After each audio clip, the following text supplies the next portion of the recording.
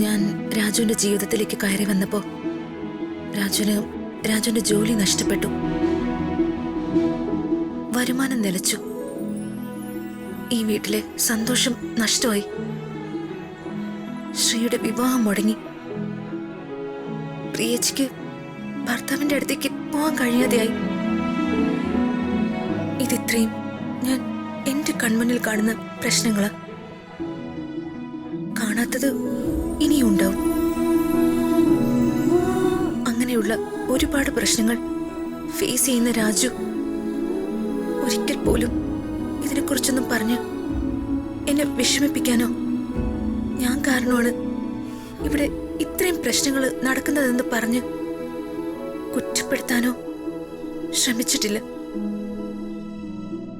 എനിക്കറിയാം ഈ പ്രശ്നങ്ങൾക്കെല്ലാം എന്റെ ഒരാളുടെ ഒരു തീരുമാനം മാത്രമാണ് കാരണമെന്ന്. മാഡം അങ്ങനെയൊന്നും ചിന്തിക്കല്ലേ. ഈ വീട്ടിൽ ഇതിനു മുൻപും ഇതുപോലെ പല സിറ്റുവേഷൻസ് ഉണ്ടായിട്ടുണ്ട്. അതൊക്കെ ഫേസ് ചെയ്തിട്ടുണ്ട്. അങ്ങനെയുള്ള സിറ്റുവേഷൻസ് ഹാൻഡിൽ ചെയ്ത് എനിക്ക് നല്ല എക്സ്പീരിയൻസാ. എന്റെ ജീവിതത്തില് ഏകദേശം എക്കാലത്തും ഇതുപോലുള്ള വെല്ലുവിളികൾ തന്നെയാ. അത് ജീവിതകാലം മുഴുവനും ഉണ്ടാവും. ഒരിക്കലും ഒരു അവസാനം ഉണ്ടാവില്ല. ആ മാഡം, ഒരു കാര്യം ചോദിക്കാൻ വിട്ടുപോയി. രാവിലെ പ്രിയച്ചി മാഡത്തെ കുറ്റപ്പെടുത്തി സംസാരിച്ചിരുന്നു അല്ലേ? കുറ്റപ്പെടുത്തി സംസാരിച്ചതൊന്നും അല്ലത്. പ്രിയച്ചിയുടെ വിഷമങ്ങൾ പറഞ്ഞതാ, അത്രേ ഉള്ളൂ. മനസ്സിലായി. അമ്മയെല്ലാം പറഞ്ഞിരുന്നു എന്നോട്. പ്രിയച്ചി അങ്ങനെയൊക്കെ സംസാരിച്ചതിന് മാഡം ക്ഷമിക്കണം. പ്രിയച്ചിക്ക് വേണ്ടി ഞാൻ ക്ഷമ ചോദിക്കുക. Sorry madam. അയ്യോ, രാജു എന്തിനാ സോറിയൊക്കെ പറയുന്നത്?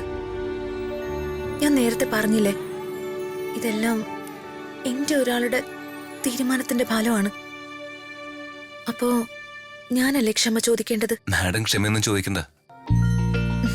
ശരി, രാജുവിന്റെ തണല്ല ഞാനിപ്പോ, അല്ലേ?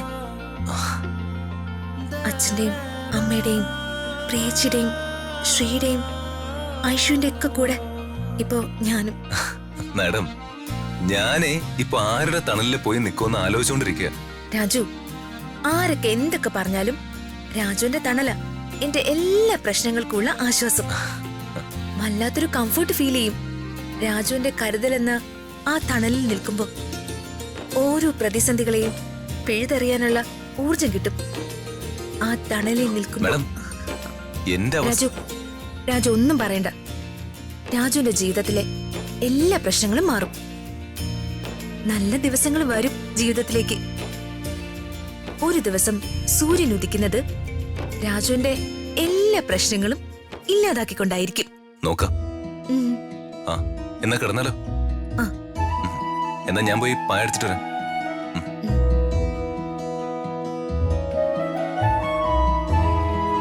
എനിക്കറിയില്ല രാജു, എത്ര നാൾ സത്യം മറച്ചു വെച്ച് രാജുവിനൊപ്പം ഉണ്ടാകാൻ കഴിയുമെന്ന്.